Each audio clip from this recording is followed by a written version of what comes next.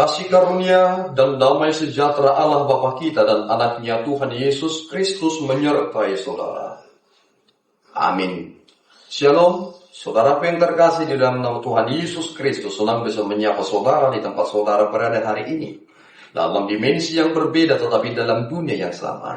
Sebagai insan yang diciptakan untuk Tuhan sebelum melakukan rangkaian aktivitas kita pada hari ini, marilah kita mengawalinya dengan menyanyikan lagu pujian untuk Tuhan dan mendengarkan firman Tuhan.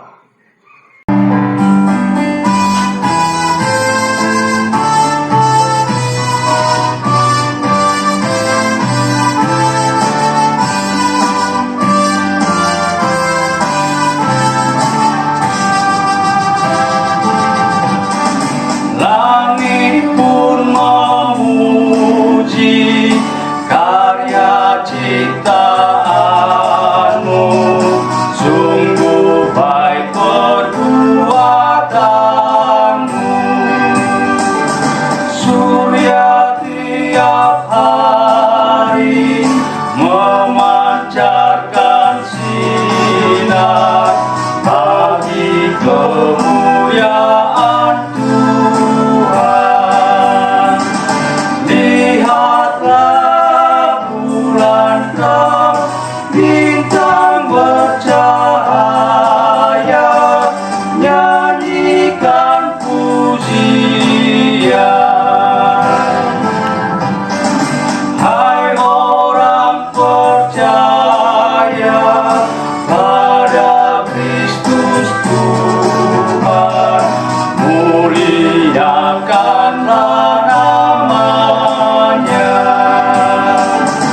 Orang yang beriman, taat dan setia, lakukanlah kehendaknya.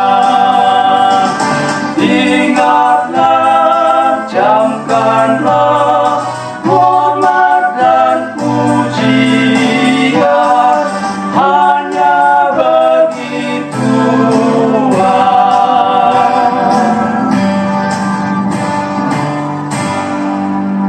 Pembacaan firman hari ini, Sabtu 24 Agustus 2024, diambil dari Yesaya 63 ayat 7, doa pengakuan dan permohonan Israel. Aku hendak menyebut-nyebut perbuatan kasih setia Tuhan, perbuatan Tuhan yang masyhur sesuai dengan segala yang dilakukan Tuhan kepada kita dan kebajikan yang besar kepada kaum Israel yang dilakukannya kepada mereka sesuai dengan kasih sayangnya dan sesuai dengan kasih setianya yang besar. Demikian firman Tuhan. Saudaraku, ini adalah perikop yang memiliki judul terkait tentang doa pengakuan dan permohonan Israel. Tentu kita melihat bahwasanya dan mengetahui kitab Yesaya itu memiliki 3 pembagian, Proto, Deutro, dan Trito Yesaya. Hal itu menunjukkan terkait tentang hal-hal yang mereka hadapi dalam situasi konteks tersebut. Terbuang ke Asyur, terbuang ke Babilonia, dan kemudian pasca pembuangan. Dan itulah yang diceritakan dalam kitab Yesaya ini. Namun ada sesuatu hal yang menarik. Yesaya berkata kepada bangsa Israel, "Aku hendak menuturkan kasih setia Tuhan." Pertanyaannya adalah, hal apa yang sudah engkau, saudara, sampaikan kepada dunia ini, kepada banyak orang, terkait tentang kasih setia Tuhan? Banyak pekerjaan kita yang sebenarnya adalah job desk kita bersama, tetapi tidak sepenuhnya kita kerjakan. Jika saudara memiliki karyawan dan saudara memberikan mereka tugas, tetapi mereka tidak menyelesaikan tugas mereka, mereka lalai dengan tugas tersebut. Padahal saudara terus memberi gaji mereka, saudara terus memberikan tunjangan bagi mereka, saudara terus memberikan hal yang terbaik kepada mereka. Ketika selesai bulan 12, saudara juga memberikan kepada mereka seperti tunjangan hari raya dan lain sebagainya. Tetapi mereka tidak memberikan kinerja yang baik. Job desk mereka tidak kerjakan dengan teliti. Apakah saudara sungguh-sungguh akan menjadi pribadi yang sungguh berbahagia? Tetapi ketika kita melihat nas ini, bangsa Israel tidak melakukannya. Mengapa mereka sering terkali terbuang? Jawabannya adalah mereka pribadi-pribadi yang gagal dalam kerohaniannya.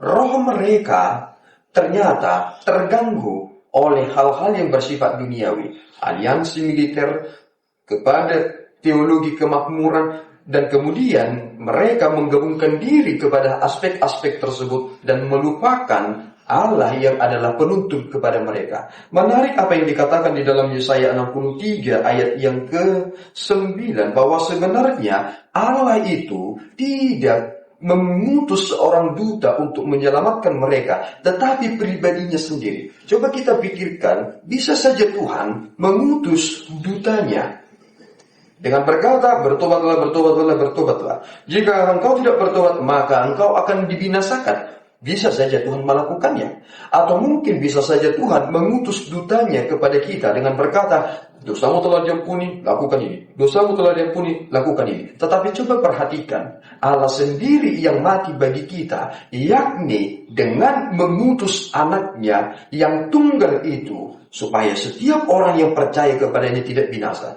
Apakah saudara menangkap sebenarnya penekanan itu menjadi penting? Mengapa dikatakan anaknya yang tunggal?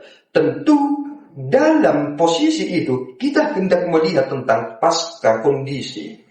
Dan sebelum itu terjadi, Allah telah ada sebelum dunia ini dijadikan. Itu mengapa Yesus Kristus berkata, sebelum Abraham ada, aku telah ada. Dan kemudian kita melihat bahwasannya Allah Bapa, Allah Anak, Allah Roh Kudus, mereka adalah komunitas kasih. Bapa mengasihi anak, anak mengasihi Bapa, Bapa mengasihi Roh, Roh mengasihi Bapa. Dan kemudian kita langsung dibawa kepada terminologi yang disampaikan oleh Paulus. Sebelum dunia dijadikan, engkau telah dipilih. Konsep berpikirnya adalah, mengapa kita dipilih? Padahal dunia sudah ada, baru manusia. Ternyata prinsipnya adalah, seperti Bapa mengasihi anak, anak itu diserahkan kepada kita. Sehingga ketika kita menerima anak itu, maka kita adalah anaknya. Bukankah sesuatu hal yang indah ketika kita menyadari terkait tentang kasih setia Tuhan dan perbuatan Tuhan yang masyhur dan yang dilakukannya kepada kita? Sehingga kita tidak boleh berhenti dengan mendengarkan saja, tetapi mari kita terus menyuarakan, terus memberitakan tentang kasih setia Allah yang tidak pernah dapat dibatasi oleh waktu. Kasih Allah itu nyata, tetapi ingat, murka Tuhan juga akan tiba kepada orang-orang yang menyalahgunakan anugerahnya. Tuhan Yesus memberkati kita berdoa. Ya Tuhan, kami bersyukur atas berkat-Mu. Engkau telah menuntun kami untuk mengerti tentang maksud Tuhan. Dan Engkau memanggil kami dalam panggilan yang kudus, supaya kami memberitakan kemasyuran-Mu, kasih setiamu kepada seluruh makhluk. Biarlah kami ya Tuhan hidup di dalam panggilan kami itu, dan kami sungguh-sungguh menyatakan kemurahan hati-Mu kepada seluruh umat manusia di dunia ini.